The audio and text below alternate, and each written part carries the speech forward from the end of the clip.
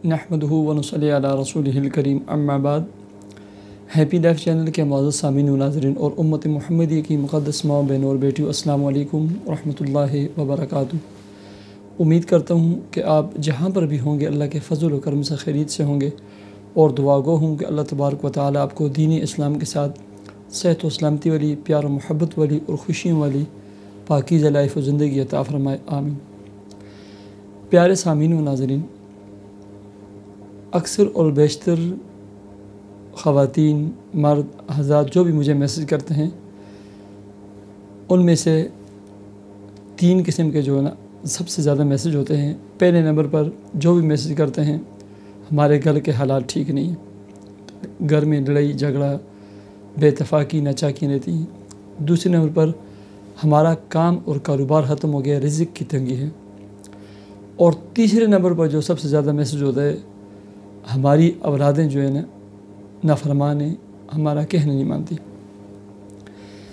पहले नंबर की तरफ मैं आता हूँ। सिर्फ पहले नंबर पर रिज़्क़ के हवाले से, ठीक है, रिज़्क़ के 100 नंबर है दरवाज़े, ठीक है। मैं हर दरवाज़े पर मुस्तकिल अलग वीडियो बनाऊँगा और कदर तफसील से ना आपको समझाता हूँ।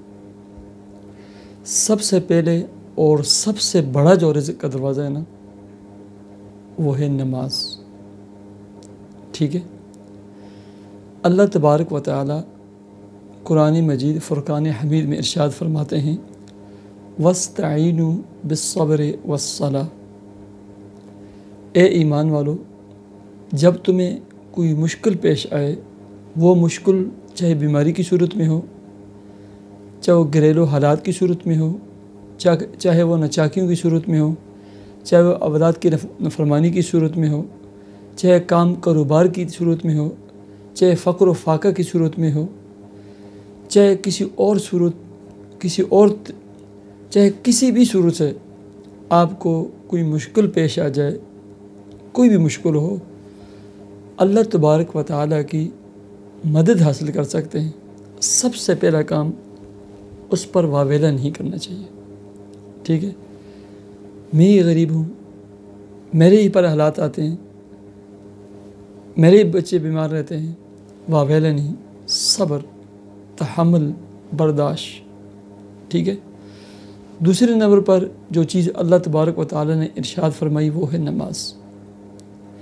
और रिज़्क़ का सबसे बड़ा दरवाज़ा वो भी नमाज है, ठीक है।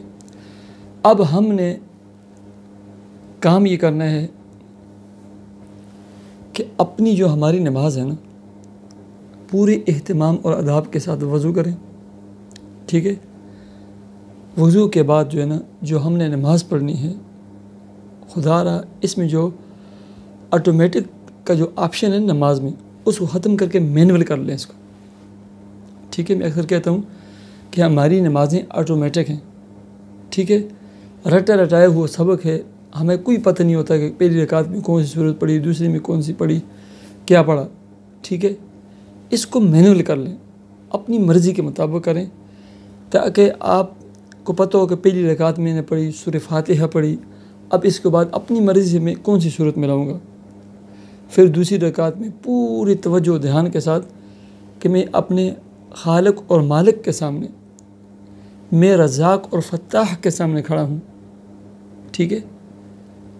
इस तरह पूरी नमाज पूरी तवज्जो, ध्यान, खुशू और खुजू के साथ, ठीक है, पढ़ें। उसके माना मतलब पर गौर करते हुए पढ़ें, ठीक है। ये जो नमाज होगी ना, ये नमाज आप जब कुछ अरसे तक पढ़ेंगे, ये नमाज अल्लाह तबारक व तआला से ना रिज़्क़ के दरवाज़े खोलने का सबब बनेगी, ठीक है। इसके साथ आप 2 में से एक काम कर लें, या तो कसरत से इस्तिग़फ़ार पढ़ने शुरू करें, ठीक है, कसरत से इस्तिग़फ़ार। दूसरे नंबर पर जो है ना, कसरत से सुबहानल्लाहि व बिहम्दिही, सुबहानल्लाहिल अज़ीम, अस्तग़फ़िरुल्लाह, सुबह फ़जर के फ़र्ज़ों और सुन्नतों में पढ़ लें। अगर उस वक़्त नहीं पढ़ सकते, आप फ़जर की नमाज के बाद जो है ना एक तस्बीह पढ़ा करें बस। اللہ تبارک و تعالیٰ آپ کو اتنا رزق عطا فرمائیں گے کہ آپ کی نسلیں بھی نا ختم نہیں کر سکتی۔ اللہ تبارک و تعالیٰ آپ کے رزق میں، کام میں، کاروبار میں، جاب ملازمت میں خوب ترقیاں عطا فرمائے، آپ کی مالی اور رزق کی تمام مشکلات اور پریشانیوں کو دور فرمائے۔ اللہ تبارک و تعالیٰ آپ کو خوشیوں والی، پیار و محبت والی لائف اور زندگی عطا فرمائے۔ مجھے اجازت دیجیے، اللہ حافظ۔